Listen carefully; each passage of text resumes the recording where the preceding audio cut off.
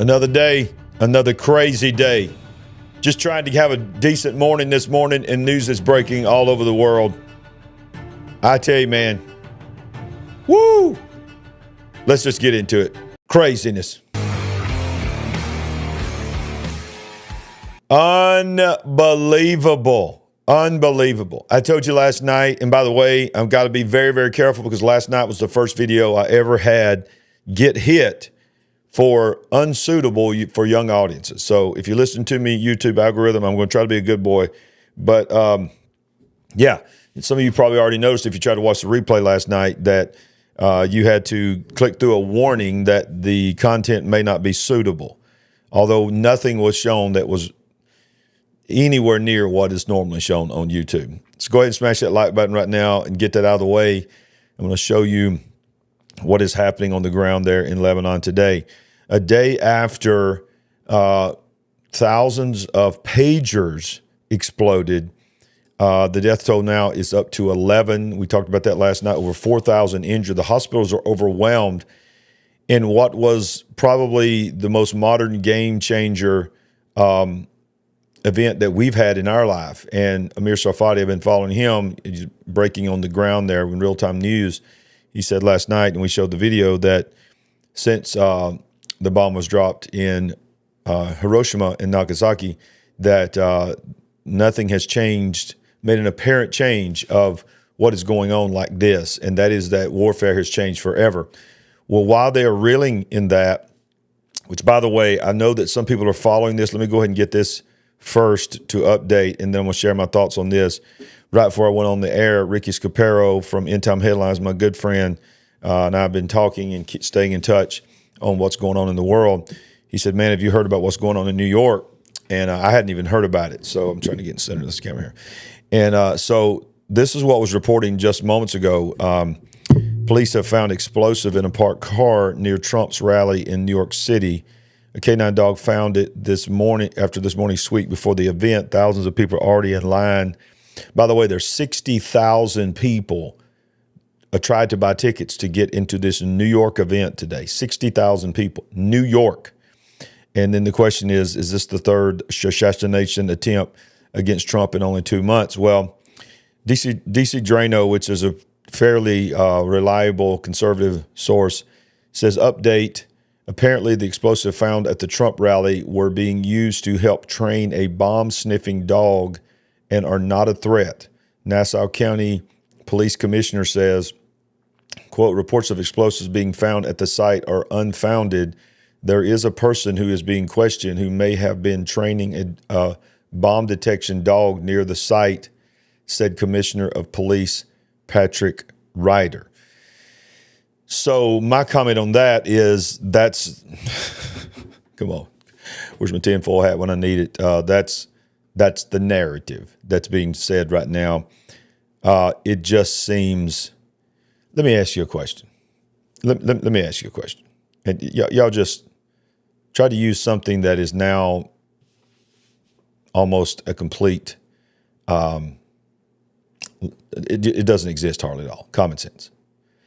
If you are going to train a bomb-sniffing dog, are you going to train a bomb-sniffing dog at a Donald Trump event just days after the second attempt on his life? Who in the world would do that? Who would say, hey, this would be a great opportunity. While the whole world is on edge, when are they going to do it next? That would be a great time. While tens of thousands, upwards of 50 to 60,000 people are already standing in line to see this man who has had an attempt on his life twice. Let's train a dog today to find bombs, and let's put a pretend bomb in a bag, in a car, in the parking lot of the Trump rally in New York, and let's just have a training day today. Does that make sense to anyone that is the truth? Excuse me if I do not believe this stupidity. No one will do that. That's all they could come up with. It is happening so fast that the people who usually control the narrative do not even have time to come up with an explanation to try to steer the sheep in a certain direction. So they come up with, yeah, that's no big deal. We'll just train a dog. Y'all, please comment down in the section below and tell me if you believe that or not. But the big news today is this. We're going to go to Amir Sarfati here and just let him tell you this was just moments ago, y'all. This literally was breaking just less than an hour ago, I think, maybe a little bit more than an hour. So Fatih, shalom everyone. Breaking news. I hope that you guys can hear me. Let me know if you can hear me. Love it. Yes. So folks, you may not believe it. Once again, right now, hundreds of explosions in Beirut and all across Lebanon. This time in radio communication devices and cell phones. I hope you understand, 25 hours after the largest cyber attack in human history that brought 5,000 injured, and of which 500 of them are completely blinded. Now we're talking about, again, during all the funerals and other ceremonies that are being held right now in Beirut, hundreds of explosions across Beirut, this time radio communication devices and some cell phones exploding in multiple locations across Beirut during the funeral of the son of the member of parliament from Hezbollah. Unbelievable. We're watching a movie almost. It's like near Tavor and on a new thriller. So guys, I hope that if we didn't do it yesterday, we will do it today. So you heard the breaking news part there. So now let me just go over here. And I have to be very, very careful on this because this is what got me in trouble last night. But so you're seeing just some images here, and I'm going to go back and forth to make sure that the images that I'm showing you, the second wave of cyber attacks, this time targeting communication devices, were brought back into and replaced the dangerous pagers. So basically they said, okay, the pagers are blowing up. So let's go back and get our walkie-talkies and our push-to-talk. Remember the old Netflix? A lot of these nations around the world, third world countries and over, they still push-to-talk is still huge.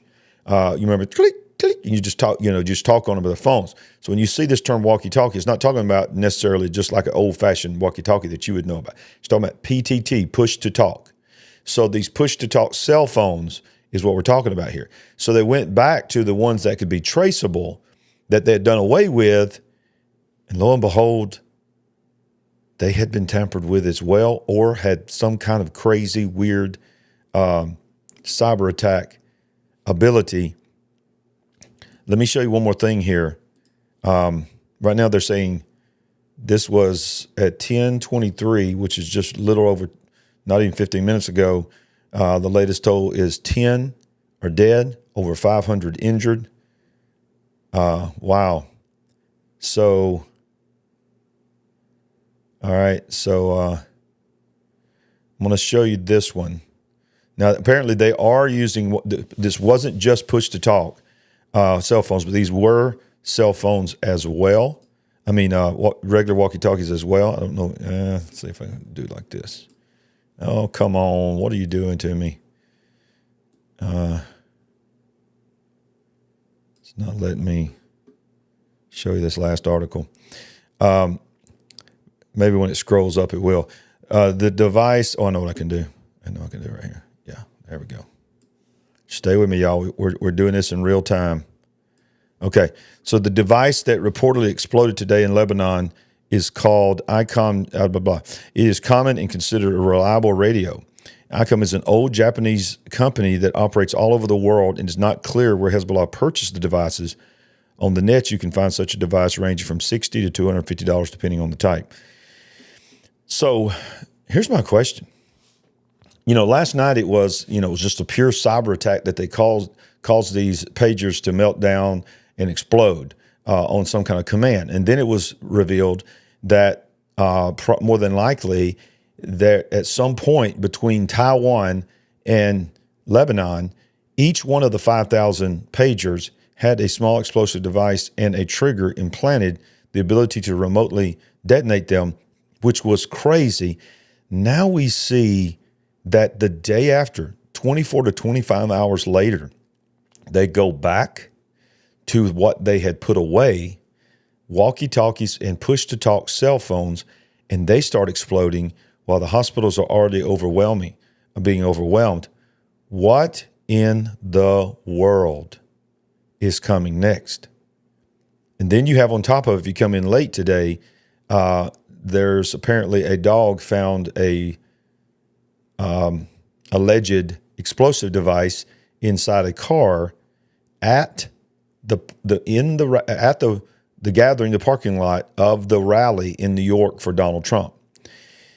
Of course, almost immediately it came out with this report here.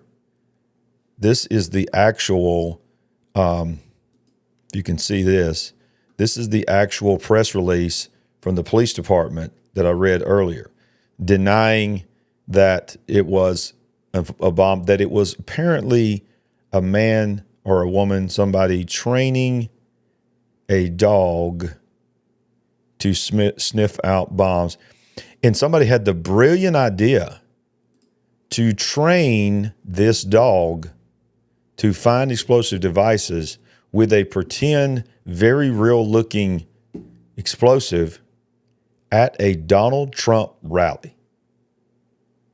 Help me make sense of that. This world has lost its mind. Now, throughout the day, of course, we have our Bible study tonight. Throughout the day, as news breaks, I will get on here and do the best I can. Of course, the situation that we have with Sandy's dad. That is more important than anything to me. If something happens there and the Lord decides to take him on, which will be probably pretty soon, then I'm sorry, that's going to be my priority, and I think everybody on here understands. But if I have the opportunity to get on here and update you on this, I will. But one more time, if you come in late, apparently an explosive device was reported to have been found in New York at the Trump rally, which upwards of 60,000 people have applied to attend. But then it came out immediately. The cops said, no, it was just a dog training exercise. And then, but the thing that really started this show today was that 25 hours after pagers were exploding in Lebanon, eliminating many of the top Hezbollah leaders, they go back to their cell phones, they go back to their push-to-talk, they go back to their walkie-talkies, and they're exploding again. Now, I'm going to just think about the dynamic of that statement. If these are explosive devices inside of them, what kind of operation has been going on while Israel has been fighting a war in South Israel against Hamas in Gaza? What kind of operation has been going on for weeks and months to know that these devices are going to these specific people? And apparently, if I was in Lebanon, I wouldn't use a cell phone. I would not try to communicate at all with my leadership, because apparently the Mossad and the leaders have infiltrated every means of communication. Now, you think about how this has changed the dynamic of warfare. Not a single shot has been fired. Not a single Israeli soldier has had to go into Lebanon. And multiple people have been eliminated. Thousands have been wounded. Many of them Hezbollah leaders. Wow. If you see me keep looking out the window, I'm sitting in my office at my home and looking out the window. And y'all, there is a bald eagle flying outside my window. This is not a hawk. I know what a bald eagle looks like. I've seen him before. He comes around here sometimes. I've not seen him in a long time. He began to fly. Ooh, I got chills. As I'm talking, I'm looking, and I'm like, is that what I think that is? And it was a beautiful, majestic, bald eagle. I saw it clearly. Saw the white head, the white tail, everything. Flying live while I'm telling you this. I don't think anything's by chance. Wow. That's incredible. He's still flying out there. I'm actually going to go out there right now and see if I can get a picture of it. And maybe I'll show it to you tonight. All right, so be blessed, everybody. Look for you tonight or breaking news throughout the day. We love you, love you, love you. And we ain't woke, y'all, but we are certainly awake. See you next time on The Big Picture. Would you like to help us build the Big Picture family? We're on a mission to wake up the world to what is really going on. All you have to do is go to our website at LarryRagland.com and make a one-time gift, or you can become a monthly partner. Any amount is a blessing and an encouragement to us. While you're there, make sure you get a copy of our book, I See Greatness in You. Browse our merchandise store, connect with us on our social media links, and join our mailing list. We appreciate it. And remember, we ain't woke, but we are certainly awake. Would you like to help us build the Big Picture?